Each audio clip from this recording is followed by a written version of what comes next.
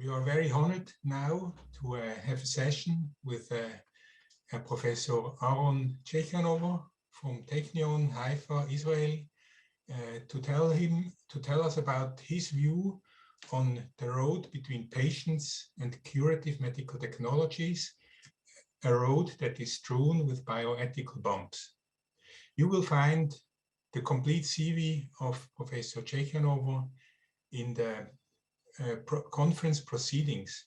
What I found very interesting is that apart from the many titles and honors he got, in particular the Nobel Prize in Medicine in 2004, his interest, which started in a small protein, the ubiquinine, 30, 40, 50, in the late 70s, which ended up earning him the Nobel Prize, but then also broadening his perspective on the technology and application of medicine mirrored in the title of one of his books that he recently edited that carries the title, Can Precision Medicine Be Personal? Can Personalized Medicine Be Precise? So hitting the core of the interest of this conference, which spans the whole view from technologies, molecules, nano-objects, up to patients, societal embedding of technology. So we are very eager to hear your views on this important topic, Professor Ciechanover, and the floor is yours now.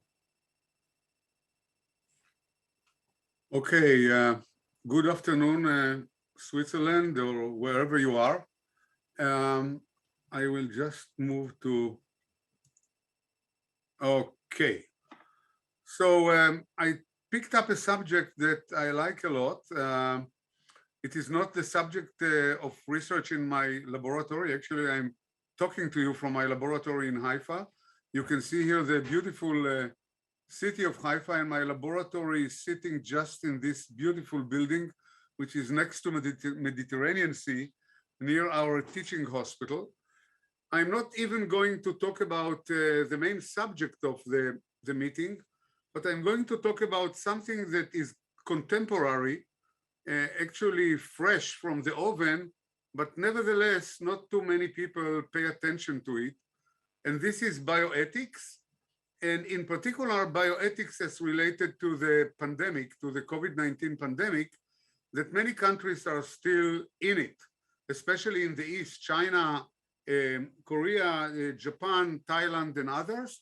I am happy to learn and to know that in the Western countries, the pandemic is receding. Israel is completely open. We are removed our masks, and the country is completely back to normal. This doesn't mean that the pandemic didn't leave behind a trail of problems. One problem is, of course, how to encounter the next pandemics that will certainly come, medically, immunologically, and otherwise. And along with it, in our preparation for the next pandemic, the current one also left behind a whole trail of ethical issues that are still not solved. And I would like to point out to some of them. So I kind of artificially, out of reading the literature, summarized about 5 different points, and I will go one by one, and I will try to allude to each and every one of them. So the first one is treatment priorities. So this issue came up in many countries, in Spain, in the United States, in Italy, especially in northern Italy, in the Milan area, and even in Israel, though in Israel it has not become practical. And the issue is, of course, of mass casualties or a flooding of the hospitals with severely sick patients.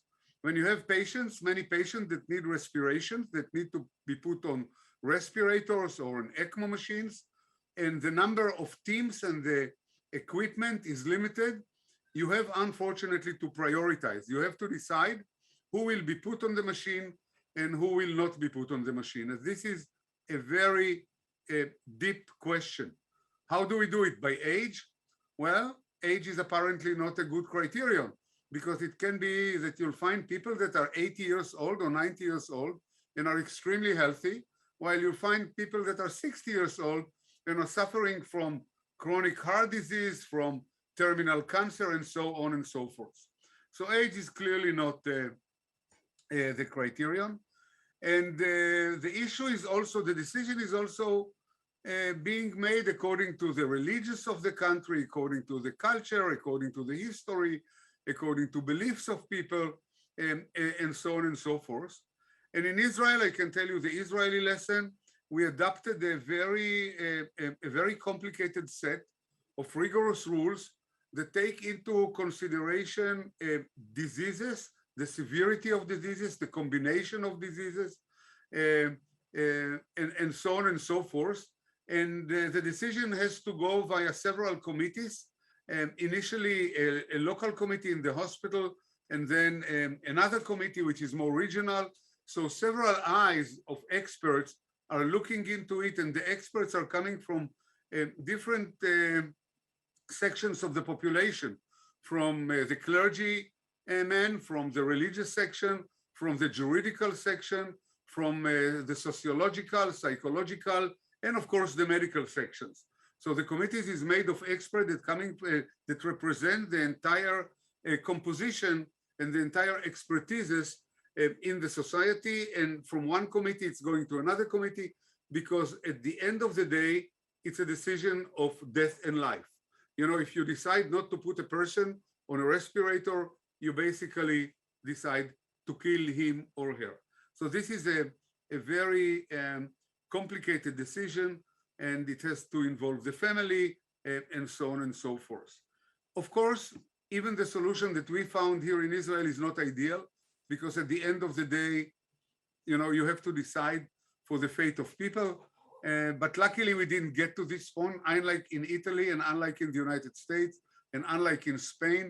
And we were just on the verge. So basically in Israel, during mostly the first wave, all the patients that needed the artificial respiration could get it by expertise teams.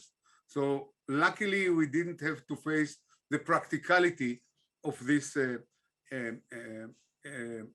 problem, but nevertheless, this problem will come again and again. And this problem is true also not only for the pandemic, it's true also for any mass casualty. Let it be terrorist activity, let it be the use of biological warfare agents, let it be the use of nuclear weapon, as we are hearing day and night from the threat of the Russians during the Ukraine and Russian war, chemical warfare agents, and so on and so forth. All these agents are causing mass casualties, and it's clear that the capacity of different hospitals and mostly of sophisticated equipment and expert teams is always limited. So the question is not going to become dormant once COVID-19 is going to settle down and to be away from our lives. So you can see here, I just, you know, I really based the lecture on the literature and the most professional literature, let it be Science, Nature, Cell, and so on and so forth. And you see here, this is one article that says Italian doctors on coronavirus frontline face tough calls on whom to save. And as I said, it was true also in other countries. And at the end of the day, you need to set rules, and very complicated rules, and very accurate rules, and very guidelines that will guide the teams in making their decision. The other issue that we are still paying a heavy price for it is neglected subjects. And again, I can bring you an example from Israel, from the hospital that is next to my medical school here, 100 meters away. Again, in the first and second wave, the hospital was flooded with corona patients. And therefore, we had to close many departments, many wards like surgery, and gynecology and internal medicine, and to convert them into coronavirus departments. At the same time, you can assume that the situation of patient worsened. If you have a patient that needed some urgent or even not so urgent, cardiac treatment, surgery, irradiation, chemotherapy, and so on. We try again to prioritize the patient according to urgency. So we did treat the most urgent cases, but nonetheless, many patients were put aside in priority for treatment with COVID-19. So there is no doubt about it that their situation worsened. And now, when we are away from the COVID-19 and the hospitals are back to activity, we see kind of wave of patients well beyond what we used to see in typical, I would say, April, May of every year. And these patients do reflect worsening of their situation because their treatment half a year ago or a year ago was postponed. Well, you may say again, it's a matter of priority, but here the question becomes more complicated. Who told us that COVID-19 is in priority over gastrointestinal cancer or congestive heart failure or Parkinson's disease or any other disease? Who is there to determine the priority of a disease and the fact that a 1,000-bed hospital now devotes about 800 of its beds to COVID-19 patients, leaving only 200 beds out of 1,000 beds that it used to have before for regular patients. You can imagine that if you are squeezing a hospital of 1,000 beds into a hospital of 200 beds, there is a pressure that is accumulating outside, and there is no doubt that we are causing a huge damage to non-COVID patients. But it's not only diseases, it's also climate change was put aside. Many other conferences that have dealt with NGOs, different NGOs, everything was put aside in prioritization of COVID-19. And again, nobody told us that these problems are less important than the COVID-19. And here you can see a cartoon that people are sitting with masks in front of the television that broadcasts news on COVID-19, while climate change, the warming of Earth, well, it's not so urgent, but nevertheless, climate change is there to drown them in the big ocean. And indeed, the climate change is changing, the change is much more rapid than we think. Think about the huge wave of heat that hits now India. You know, we are talking about 45 to 50 centigrade in major cities in India, in Mumbai, in Delhi, in Calcutta. People are dying because of the heat. You know, the heat wave. Think about the drought in California. The climate change is really galloping. It's stampeding much faster than we thought. We thought, well, this will be the problem of our children. No, it's not the problem of our children. It's the problem of us currently, even the more adults among us, like myself. So postponing dealing with climate change for 2 years may hit a major blow to all the discussions and mostly to the activities, to the preventive activities that we should take. And think about other diseases in Africa. Again, a paper from Nature, AIDS, malaria, and tuberculosis are surging up. Again, you see it again because everybody is occupied with COVID-19. And on the left side, you can see a picture in people on the hunger line that they are in the queue looking for food. And the titles say there is a pandemic of hunger and COVID-19 is straining African food security, but also presents an opportunity for change. Well, for opportunity to change, we have to wait. But meanwhile, people are remaining hungry because a lot of manpower is devoted to COVID-19 and so on and so forth. So you can see that surging of diseases, hunger and so on are surging, are catapulting because we had to prioritize treatment in COVID-19, and it also hits research. And the ICR, the Institute for Cancer Research in the UK, estimates that the pandemic will delay cancer advances by nearly 18 months. 18 months for cancer research is a lot. Think about the amount of drugs that are being poured to the market. Think about clinical trials that have been postponed. Think about companies that shifted their lines of production to COVID-19 vaccines and so on and so forth.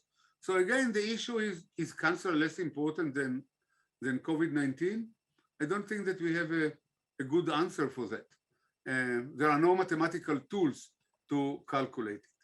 Now we are coming to the real issue, and that's the issue of vaccination and what we call vaccination skepticism, misinformation, hesitancy, actually resistance. And this is a very interesting, though a very severe issue. I just, I cannot go to all the problems that are engulfing this problem, but just I collected for you just few pictures from the United States showing you what's going on, how people are resisting vaccination. Look at the lower right side, trust in God, not in vaccine. In the picture here, no vaccines, no mandatory vaccination, no microchipping. Actually, people think that there is a conspiracy that you are not injected with a vaccine. You are injected by microchips that will follow you, that the government will know each and every one of your movement. No fear, no tyranny. On the left upper side, anti-vaccine movement might undermine pandemic effort. This is the issue. Countries that have not vaccinated, and we know it now, a large proportion of their situation are facing even now, like China, a major problem of spreading of the vaccine. And look here, again, the pictures tell you the whole story. Cure is worse than the virus. So people prefer the virus than on a cure. Health is not found in a syringe. Don't look for the syringe. This is a planned global power grab. The messenger RNA vaccine will kill millions more than COVID. So the vaccine is much more dangerous than the disease itself. COVID-19 is a hoax. It's all conspiracy. It doesn't exist at all. I mean, this is amazing. And these are intelligent or so-called intelligent people. And what is interesting here is why. What are the roots of this resistance that we had it also in Israel, I must admit. Israel has a population of 9 million people. We are a small country. And about 1 million of them, luckily it's not a large proportion, resisted vaccination. 1 million out of 9 is about 18–19%. So it's quite a lot. It's not, but the others got the vaccine, and by that actually protected the other ones from being, from getting infected. Because if everybody around you is vaccinated, of course the virus cannot spread. So this is one issue about the people that object vaccination, and that's the selfishness. You don't take it because you're afraid of something. Doesn't matter that this something is imaginary, but other people do take it and they protect you. So you're enjoying the fact that other people get vaccinated. So let's talk a little bit about the roots of it. And the roots of it are not only in the ignorance of people. The roots of it are also in the medical community and in the scientific community.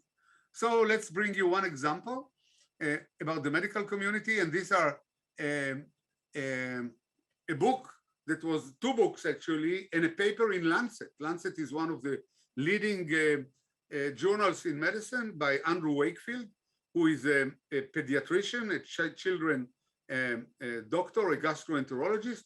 And he claimed in the 2 books that vaccination, in this case, it's not vaccination against COVID-19 because we are talking much longer. It's the triple vaccination, the MMR, the measles, mumps, and rubella. It's the triple vaccination causes autism.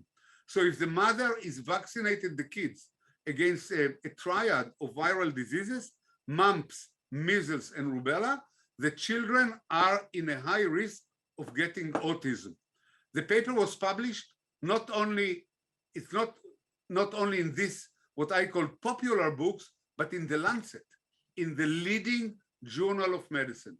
Somehow it didn't undergo the criticism, the review process that it had to go. And this is, the blame is on the shoulders of the editor of Lancet, but it got a lot of attention, and mothers immediately, mostly in the UK, but in other places as well, stopped vaccinating the children. Thousands of children got the diseases. Many of them, hundreds of them did die. They died mostly because of measles, which is a deadly disease in some cases. And then people started to check the paper and to see whether it's right. But you know, there is an old saying in Hebrew that says that a stone that is being thrown by one stupid person into the lake, it will take 100 clever people to take it out, if they will ever be able to take it out. So one stone thrown by a stupid one, 100 wise people will not be able to take it away. And people started investment of billions of dollars in many, many years, almost 10 years, to refute the findings in the paper. And you can see here, I just made a collection for you of different papers that refuted one by one the claim by Andrew Wakefield that the immunization is causing autism. Vaccines don't, I just, you know, look at it from the top. Vaccines don't cause autism. There is no risk between vaccines and autism, no link between vaccines and autism. Vaccines ingredients do not cause autism. People thought that it's not the vaccine, but rather the ingredients in the soluble phase that solubilizes the protein, the vaccine. In the middle, lack of association. There is no association between measles, mumps, and rubella vaccination and autism in children. These are all scientific journals.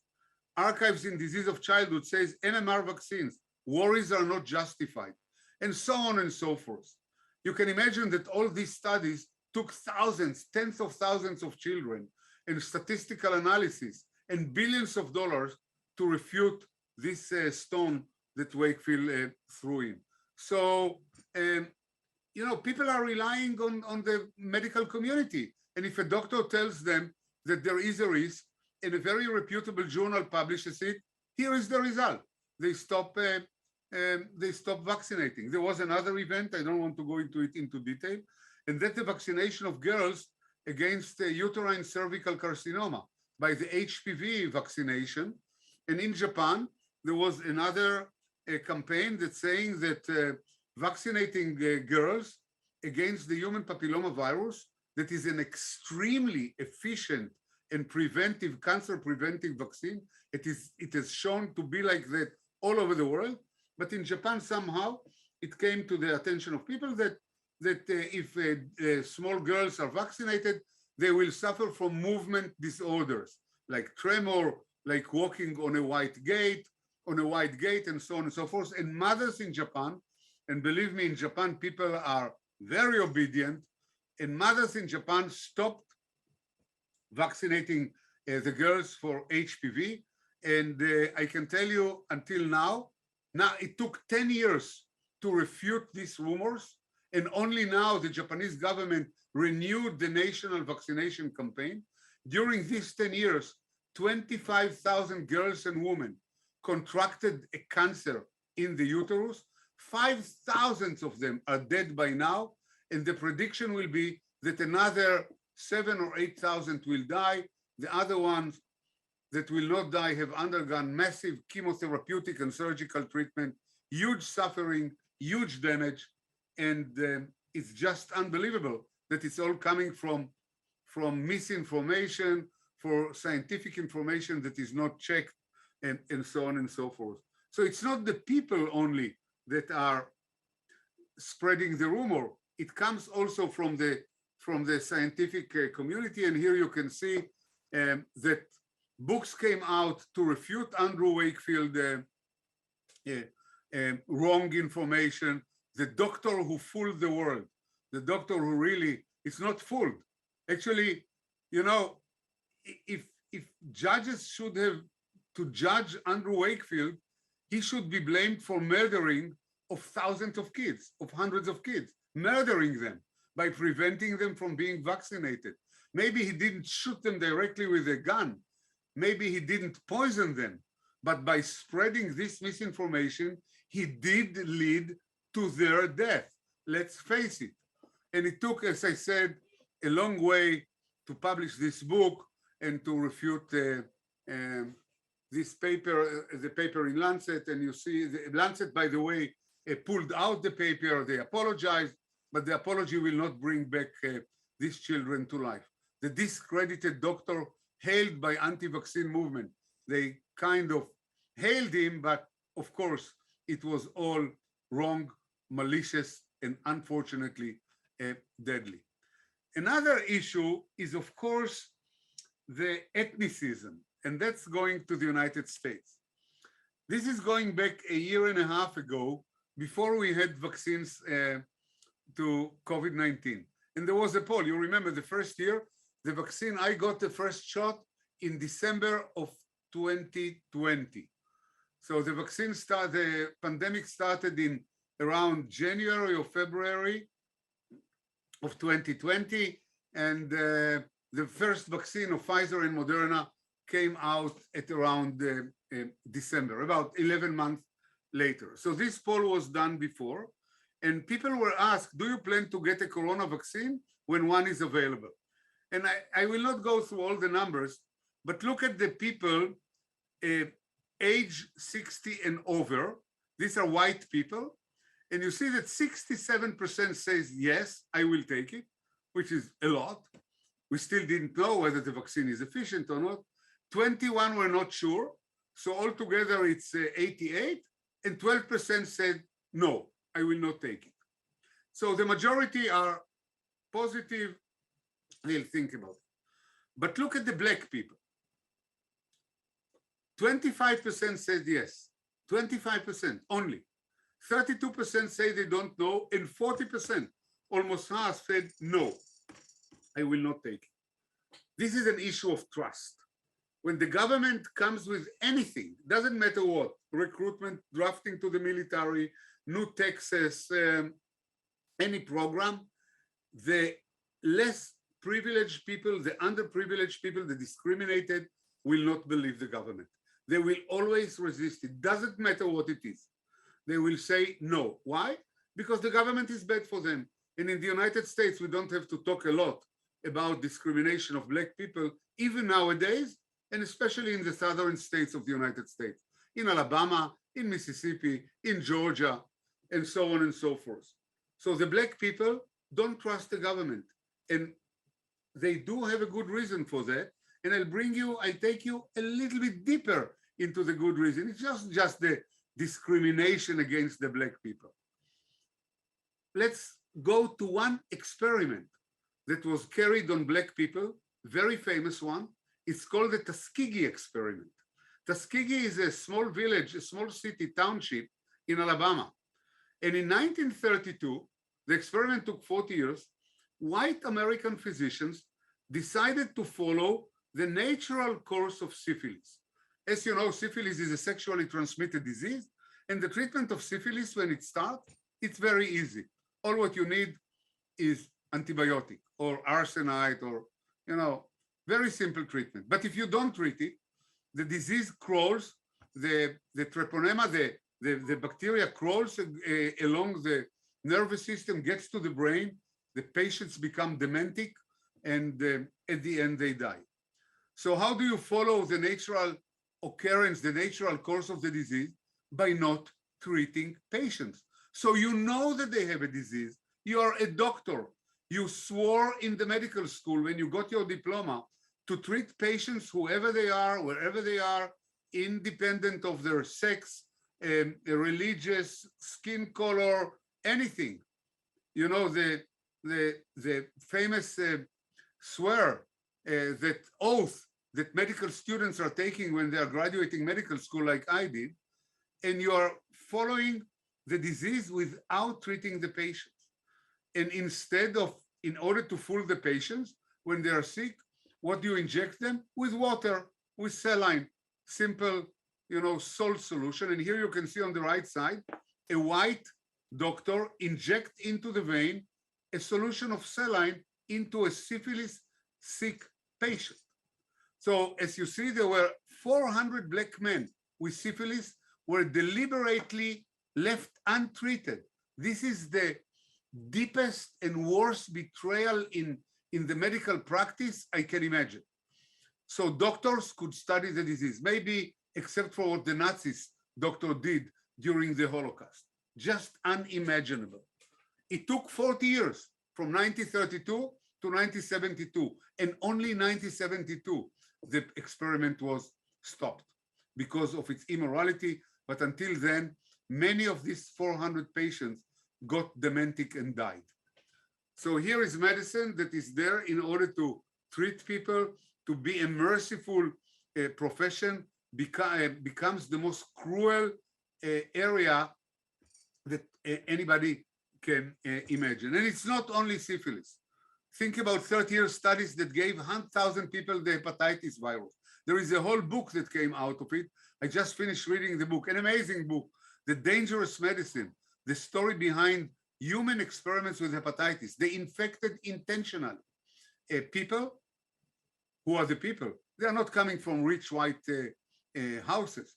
They are coming from poor, underprivileged sections of the society. In hospitals, they were infected with hepatitis in order to follow the disease and in order to maybe to develop a treatment. So you see that the medical community is not less to be blamed than the general public. So you see that the issue is awfully complicated, and it also related to the development of individualism nowadays. You know, people are, you know, the old days that people volunteered and, you know, the community life are in many countries and in many communities are gone, and people have developed a very individualistic attitude. And the individualistic attitude basically ignores the community. You know, rich people, there was a big complaint about a very rich, just a few weeks ago in the Israeli literature. Israel is very famous for its unicorns, for the billionaires, the young billionaires that are selling their companies for more than $1 billion, and they don't care about the community. So the complaint was that they don't give anything to philanthropy, to the underprivileged, to the poor, to organizations, to NGOs in need, and so on and so forth. Individualism means, don't tell me what to do. I will do what I want to do, regardless of even if it causes damage to the society and the community. And of course, not being vaccinated causes a damage to the society, not only because you are selfish, as I explained, but also because you are not allow most of the society to be vaccinated, and therefore you allow the spread of the pandemic. Other ethical issues that came during the that are related to the vaccine are, of course, the supply of vaccines to different countries. It was India that initially lacked vaccines, but countries in Africa are still behind. If you go today to Africa, many countries are less than 10% vaccinated. So the question is whether rich countries like Israel, that has vaccinated all its population and has more vaccines still in the storage than it needs, should share the vaccine, should share the richness with poor countries. What do we owe to the poor people in the world? Are we only nationalistic? We owe only to our citizens? So the state of Israel should be closed within its border? The same for Switzerland, the same for Germany, for France, for Italy? Or should we care of other people that are not our nation, but are nevertheless suffering? Again, the issue of medicine, the basic, the fundamental pillar of medicine is that there should be no discrimination. We should not care what is your religion, where do you live, what is your skin color, what is your sex, gender, nothing. Medicine should be equal for everybody, and nevertheless, we do not follow these fundamental rules.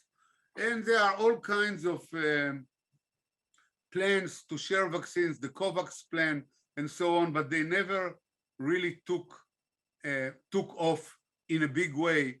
And still, as I said, in Africa, most of the population is not vaccinated against COVID-19, while the developed countries, between the United States, the UK, Switzerland, Germany, France, Italy, Japan, are moving ahead with high percentage of the population vaccinated. So this is another bioethical issues.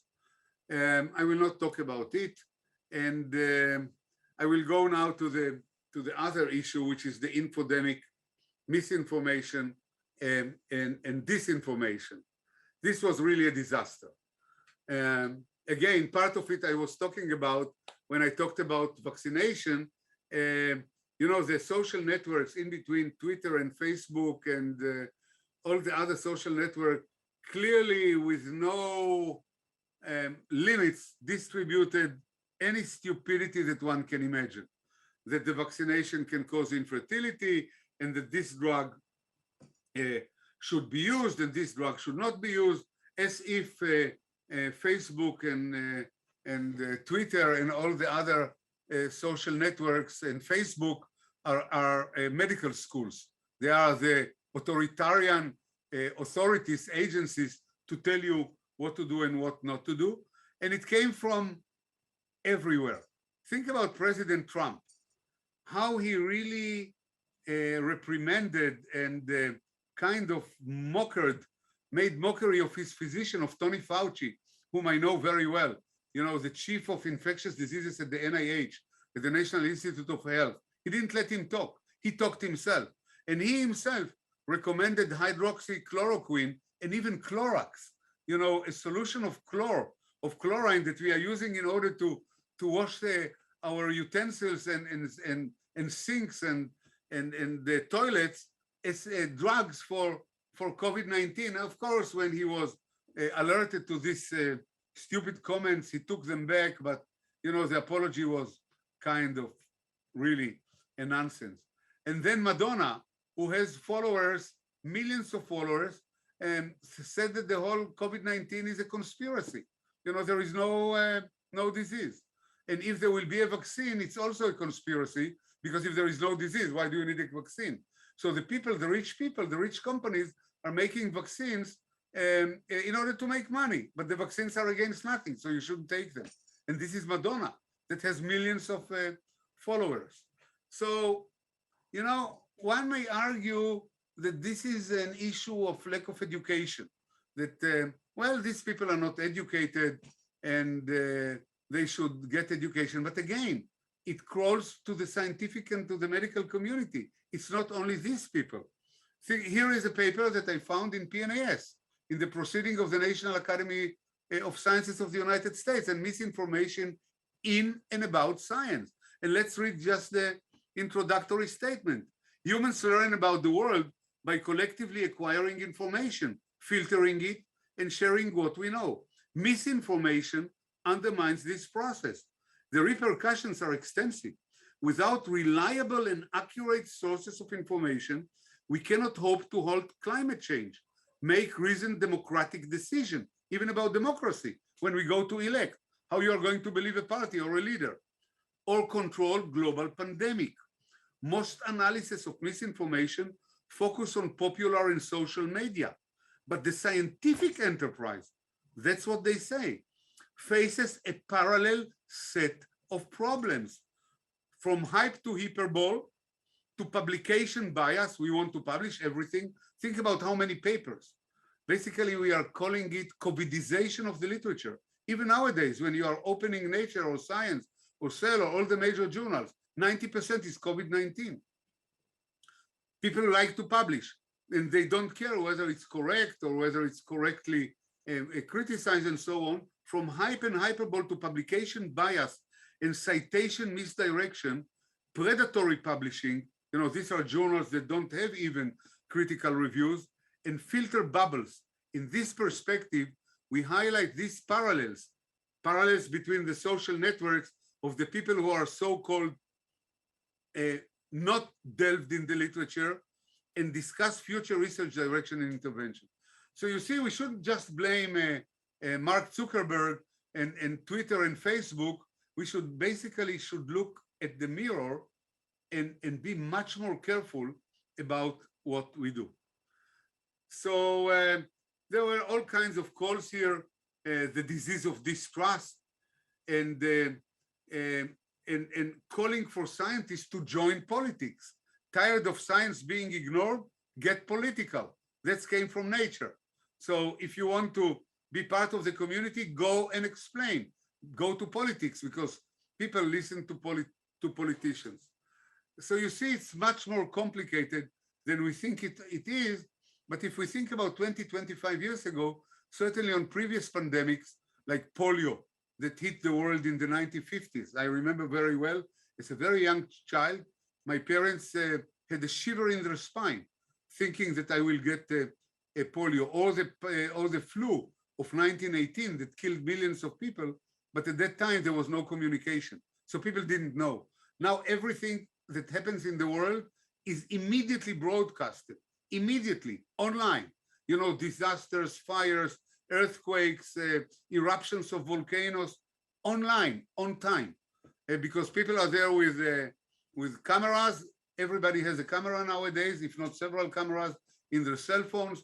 They take a picture, they send it over WhatsApp or WeChat or the networks, and the knowledge is spread in a lightning speed, in the light speed, all over the world, whether it's correct or wrong, and so on and so forth. So we should be much more careful, and there should be a call to these social networks to be a little bit not more selective. I'm not calling for limitation of speech.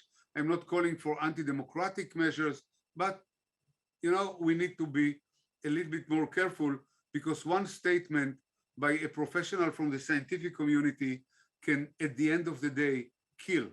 This is how words are basically substituted guns, and the words can be much more dangerous than guns. And now I'm coming to the last one, and that's the inequality and discrimination, racism. Whenever the world is in a problem, think about the rise of the Nazis to power. People are kind of closing themselves within groups, and discrimination and racism comes up. I remember very well, just a year and a half ago, the murder of the black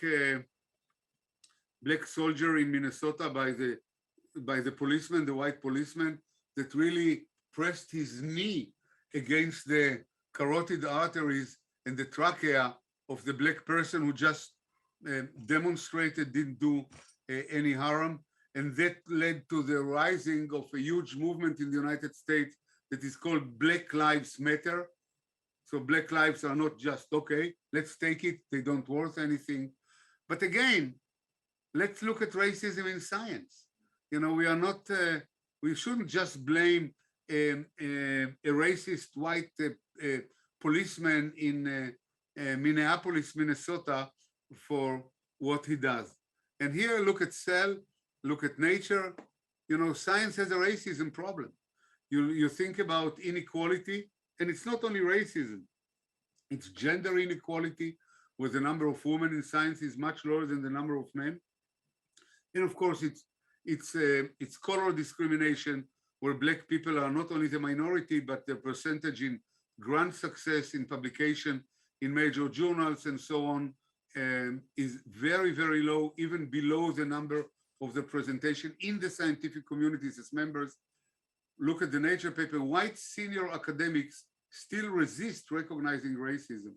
And this is a very delicate issue, because if we don't recognize that there is a problem, we are not there to solve it. We cannot solve a problem that we don't know is existing, or we ignore it existing. So I think that one of the lessons, once I am looking at all these problems, is that part of the blame is on our shoulders, and we should rather look well at the mirror to see what we can do at home before going out to the public and trying to educate it. But at the end of the day,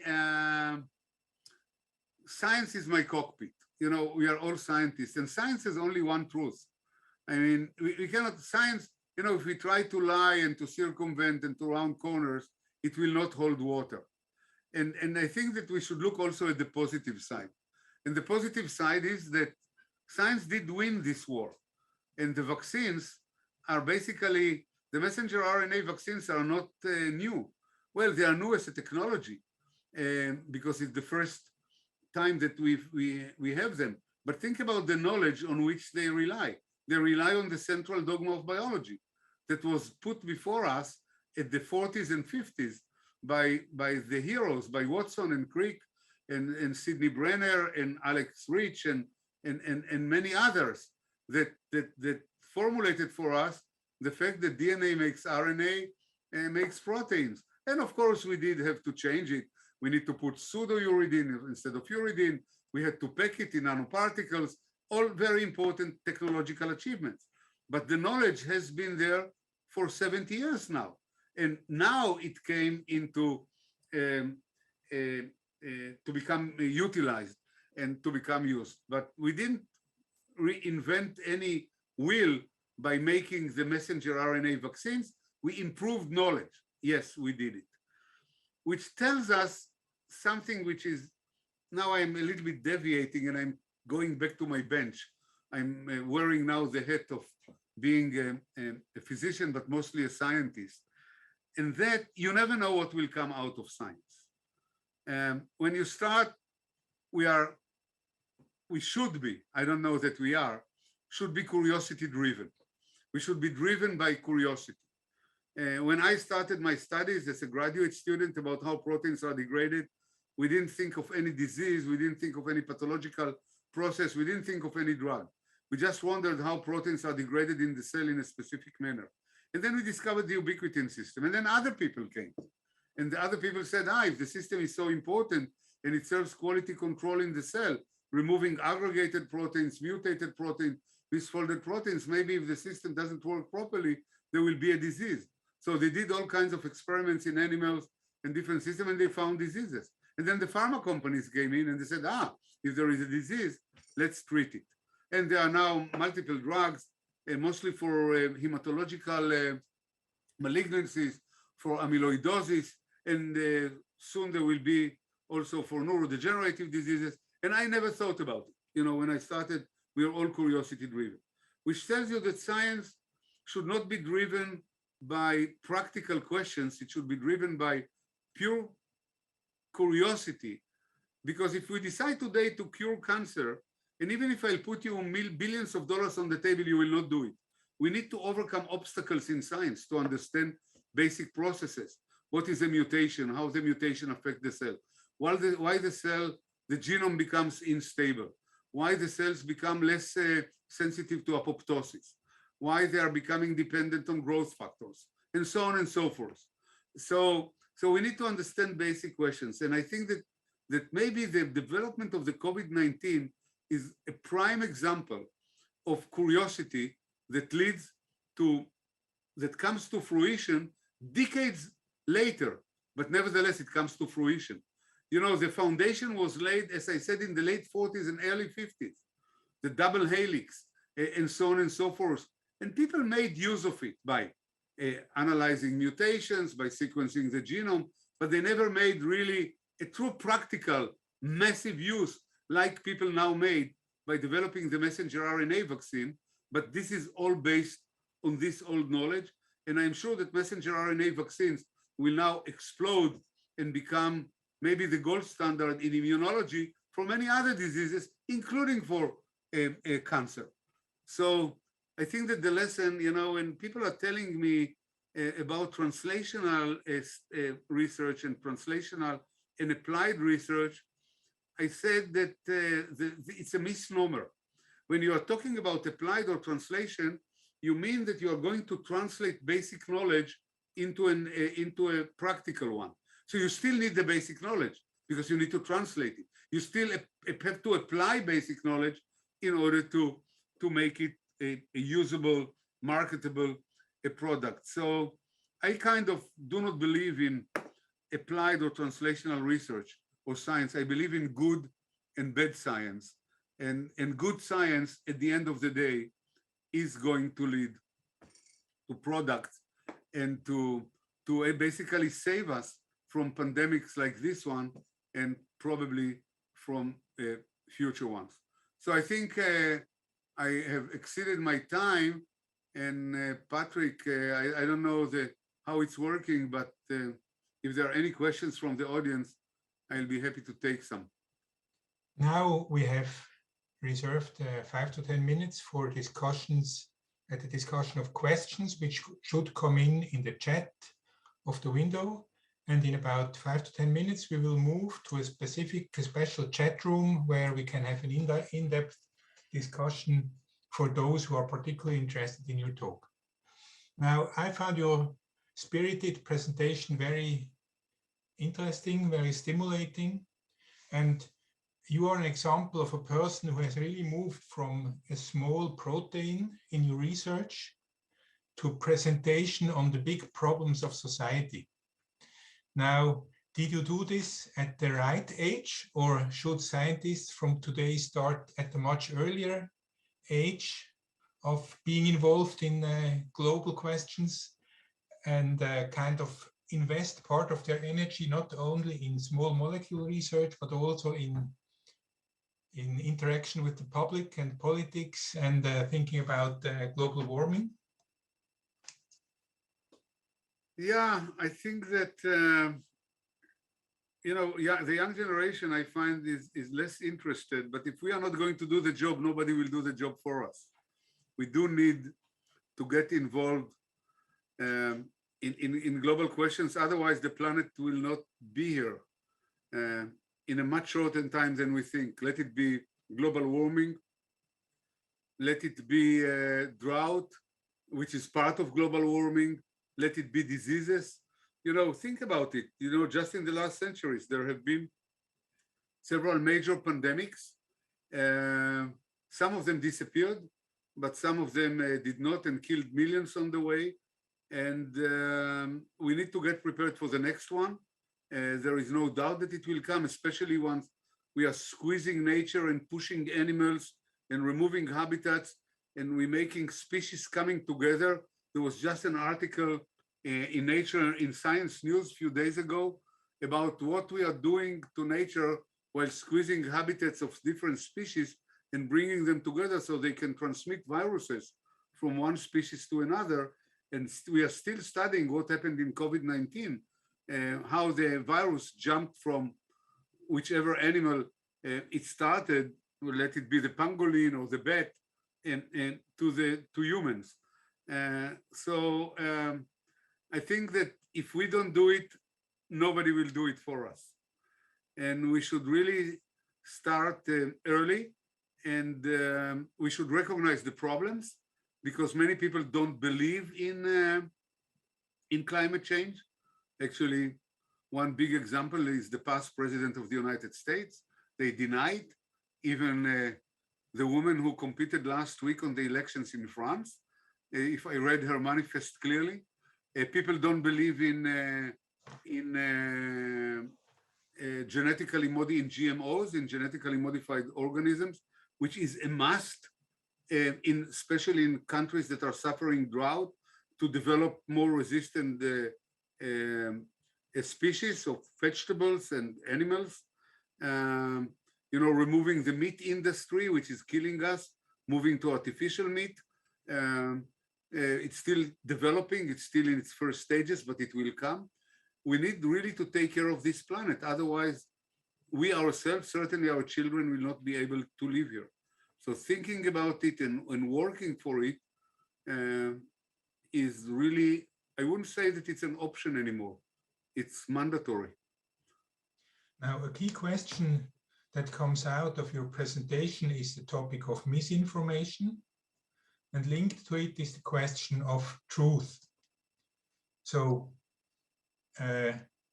many people follow their impression of what is truth, and then they manifest it on Twitter and wherever.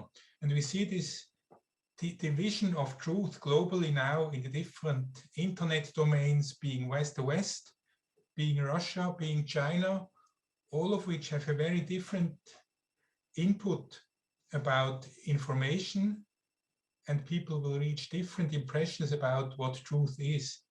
And unfortunately, my feeling is that that scientific literature is also not a very reliable source of truth, because it's overlaid with so different motivations to publish. So you have the motto publish or perish.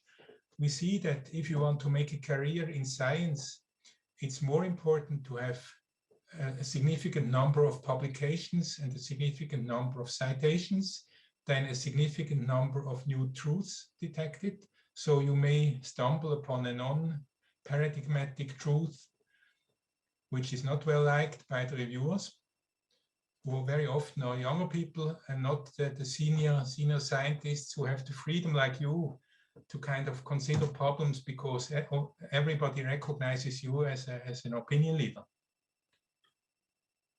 Yes, you are right.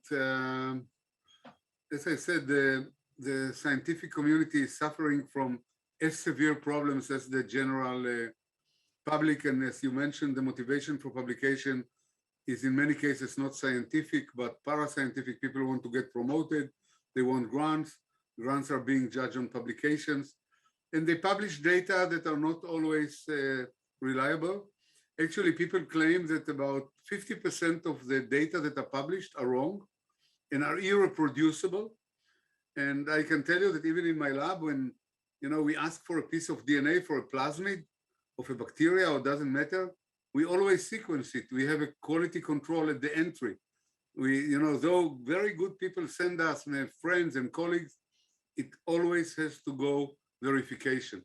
Otherwise, we don't use it because you never know, to which hole you are going to fall if you are using the wrong agent. But it's amazing.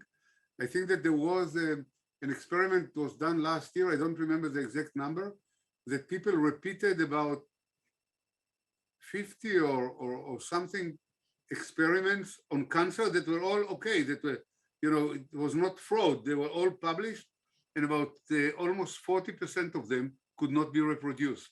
So they were repeated in very reliable hands, just as a, kind of a trial, and about 40% of them could not be reproduced, which is amazing. Think about how much time you waste.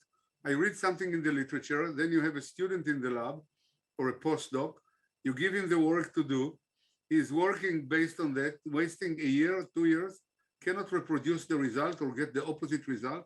Think how much money went into it, how much frustration, and how much killing of a career of a young person. We are killing careers of young people by giving them to do something that has nothing to do with reality.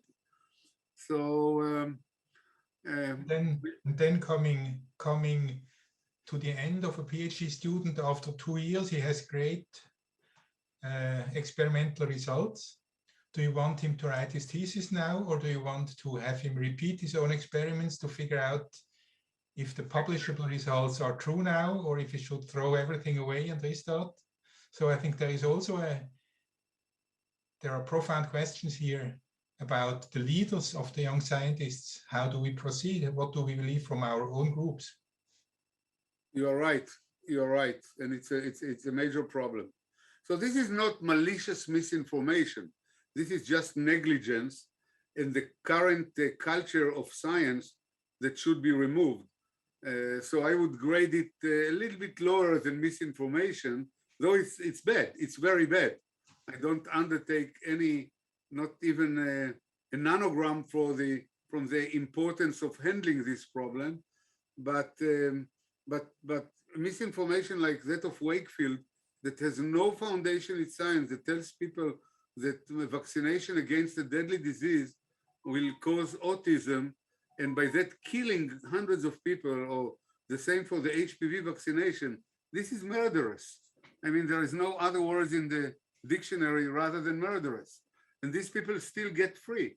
Nobody even think of putting them into trial because they are so-called under the cover of science. They thought that it's, they don't realize the danger that lay people will follow them, that they buy what they say with no doubt, with no hesitation. And I believe this is a very important discussion. But from the program, we should move now to our discussion room by clicking on the link in the chat window box.